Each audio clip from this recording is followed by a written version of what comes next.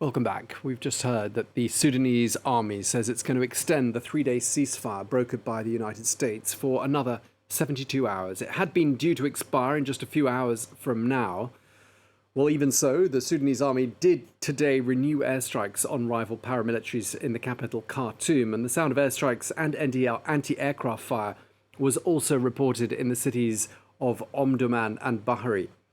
More than 500 people are known to have been killed during these 2 weeks of violence there in Sudan. Tens of thousands of people have been forced to flee for their lives.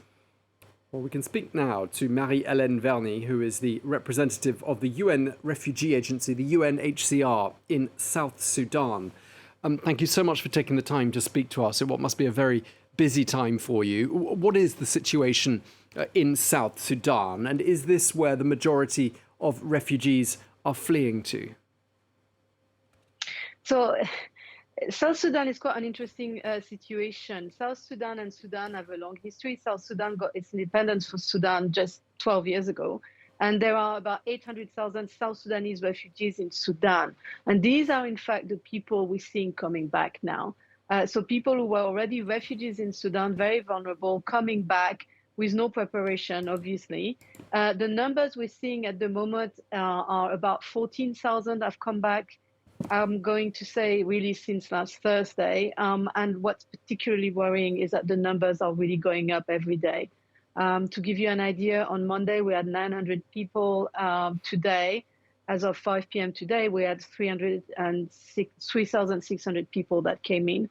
So considerable jump, and people that are coming really in a more and more vulnerable state. The first families to arrive were relatively well off, could afford to buy transportation, to come with buses. The people we're seeing now are really families that are separated. They've taken 7 days to come from Khartoum, walking part of the way. So quite a concerning situation. Okay, so you say lots of South Sudanese returning to their own country. What about North Sudanese, or people from Sudan to the north of South Sudan? Can they come as well? They can come as well, and we're beginning to see there were really no arrival of Sudanese until about yesterday, and now we're beginning to see more and more Sudanese arriving, and there are also Ethiopian and Eritrean refugees in Sudan, quite large number, and these are also coming to South Sudan at the moment.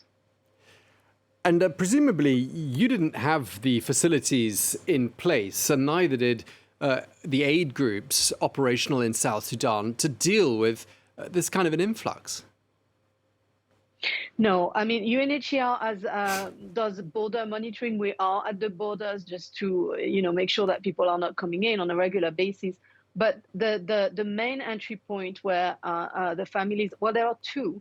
The main one is to the northeast of the country, I'm sorry. And these are families coming from Khartoum. And then there are also in the northwest families coming from Darfur. These are incredibly remote areas, very difficult of access, absolutely limited infrastructure. And to make matters even more complicated, it's the start of the rainy season here, and the roads are just not passable. So the real worry now is that people are going to, there's going to be a buildup of people in a place that's pretty inhospitable, with really very, very little that can be done to move them away. And Marie-Helene, have you still got colleagues north of the border, UNHCR staff members still working in Sudan? What are they still able to do if they are there?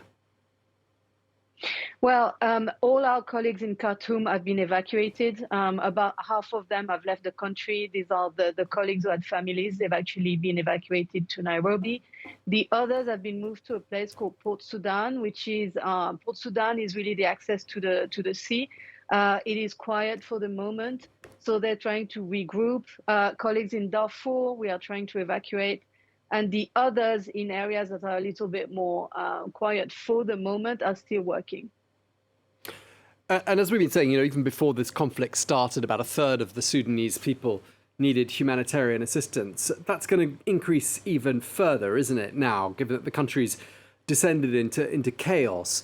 How's that assistance going to be distributed if all of the aid groups have left the country? Well, if many of them have been evacuated at any rate. But it's a really good question. I think certainly UNHCR, and I'm sure all the other aid agencies and NGOs, everybody wants to come back as soon as possible. But of course, when that will be is really difficult to guess at this moment in time. And the other problem is that in parts of the country, certainly in Khartoum and in Darfur, the offices, the vehicles, everything has been looted. So it's not just bringing the colleagues back, it's actually rebuilding pretty much from scratch entire offices. And just lastly, I'm not asking you to comment on the politics of Sudan, but we've just heard in the last few minutes, really, that the Sudanese army has agreed to extend that ceasefire brokered by the United States by another 3 days. Is that the cause for some relief, do you think? Do you think that's something that we should be upbeat about? Well, it's certainly a cause for more relief than if it wasn't happening. The ceasefires have been very, very shaky, but certainly I think the reason why we're seeing more people arriving is simply because people can actually, move from Khartoum. The first few days they couldn't even move. So it's very difficult to know what's going on behind the scenes, but in any case, a ceasefire can only be a good thing. Okay, well, thank you so much for taking the time to talk to us at this very busy time. Marie-Helene Verney, the representative of the UNHCR in South Sudan. Thank you very much indeed.